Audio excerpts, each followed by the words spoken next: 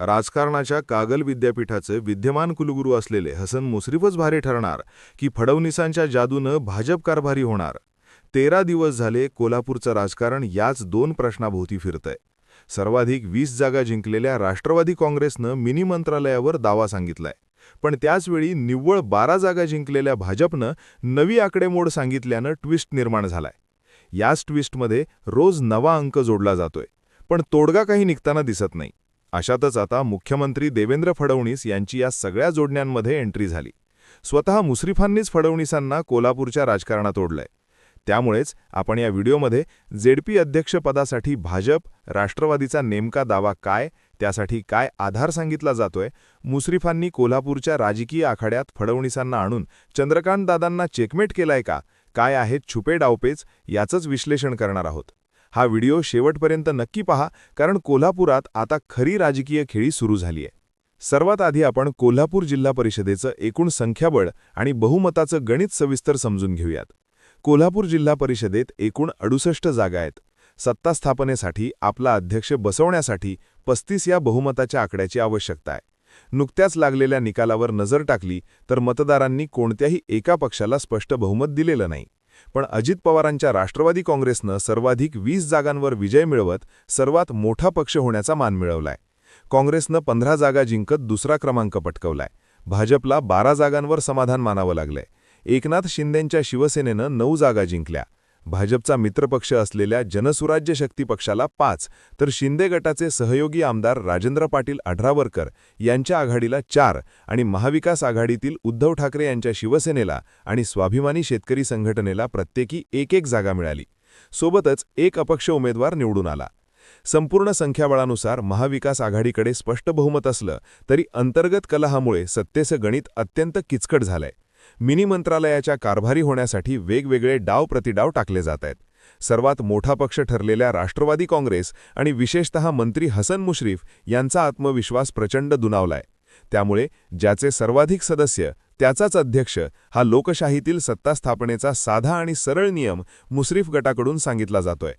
मुरगुड येथे 2 दिवसापूर्वीच महायुतीच्या नूतन सदस्याचा सत्कार समारंभ झाला.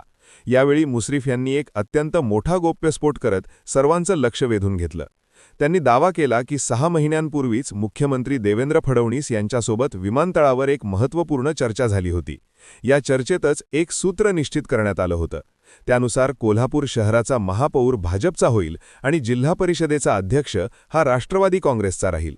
आता कोल्हापूर आणि इचलकरंज या 2 महत्त्वाच्या महानगरपालिकांचे महापौरपद भाजपकडे गेलं आहे.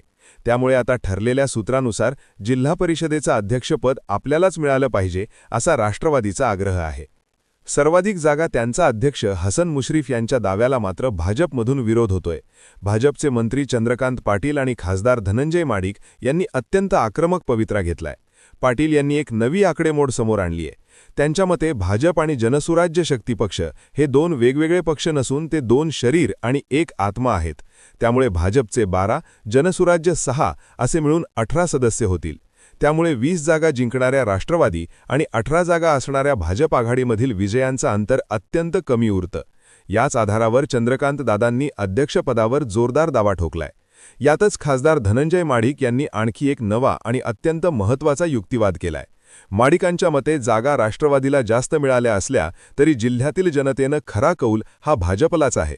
अधिकृत आकडेवारीनुसार भाजपला तब्बल 3,42,000 मतं मिळालीत, तर राष्ट्रवादीला 3,41,000 मतं मिळालीत.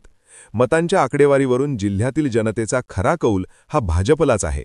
त्यामुळे अध्यक्षपद आपल्यालाच मिळायला हवं असा माडिकांचा दावा आहे. या संपूर्ण सत्ता संघर्षात खरी रंगत आणली आहे काँग्रेसचे नेते सतेज पाटील यांच्या एका सूचक वक्तव्यानं. सतेज उर्फ बंटी पाटलांनी मुश्रीफ यांना अध्यक्षपदासाठी आमची मदत लागली तर आम्ही नक्कीच विचार करू अशी हमी देत नवा बॉम्ब टाकलाय. आपण आकडेमोड केली तर राष्ट्रवादीच्या 20 आणि काँग्रेसच्या 15 जागा मिळून 35 हा बहुमताचा जादू आकडा सहज गाठला जातो. भूतकाळात कोल्हापूर महापालिका आणि जिल्हा परिषदेत काँग्रेस आणि राष्ट्रवादीनं एकत्र येऊन सत्ता चालवली आहे. पण सध्याच्या राजकीय परिस्थितीत हसन मुश्रीफ महायुतीतून बाहेर पडून काँग्रेसचा पाठिंबा घेतील याची शक्यता कमी असली तरी राजकारणात काही घडू शकतं. बंटी पाटलांच्या ऑफरमुळे मुश्रीफांचं पारडं जड झालंय. भाजपला एका मर्यादेपेक्षा जास्त ताणता येणार नाही.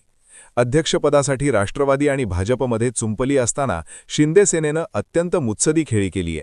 9 जागा जिंकणाऱ्या शिंदे सेनेनं आणि 4 जागा असणाऱ्या आढळराव वरकर गटानं एकत्र 13 सदस्यांचा गट तयार करण्याचं नियोजन होतं. पण आता दोघांचंही 2 स्वतंत्र गट स्थापन करण्याची तयारी सुरू केली आहे. भाजपला बिनअधिकाराचं जिल्हा परिषद उपाध्यक्षपद देऊन स्वतःकडे बांधकाम आणि आरोग्य समितीसारख्या अत्यंत महत्त्वाच्या आणि मलाईदार मानल्या जाणाऱ्या सभापतीसाठी डाव टाकलाय. पण भाजप काही सहज या मलाईदार सभापतीपद शिंदे सेनेला सोडेल असं नाही. त्यामुळे अध्यक्ष-उपाध्यक्ष निवडीचा कार्यक्रम झाल्यावरच खरी रंगत येणार आहे. विधिमंडळ अधिवेशनाच्या निमित्तानं महायुतीचे सर्व ज्येष्ठ नेते मुंबईत आहेत आणि लवकरच यावर अंतिम तोडगा निघण्याची शक्यता आहे. आगामी विधानसभा निवडणुकीच्या पार्श्वभूमीवर ग्रामीण भागातील सत्तेच्या नाड्या हातात असणं सर्वांनाच गरजेचं आहे. त्यामुळे ही लढाई सहजासहजी संपणार नाही. तुम्हाला काय वाटतं, या राजकीय बुद्धिबळात शेवटी कोण बाजी मारेल? हसन मुश्रीफांचाच अध्यक्ष बसेल, चंद्रकांत दादा एखादा चमत्कार करून भाजपचा झेंडा फडकवतील, सतीश पाटलांच्या फॅक्टरची भूमिका यात खरोखरच निर्णायक ठरेल का? तुमच्या प्रतिक्रिया आणि तुमचे राजकीय अंदाज खाली कमेंट बॉक्समध्ये नक्की कळवा. व्हिडिओला लाईक करा, मित्रमंडळींना शेअर करा आणि कोल्हापूरच्या अशा सविस्तर राजकीय घडामोडींचं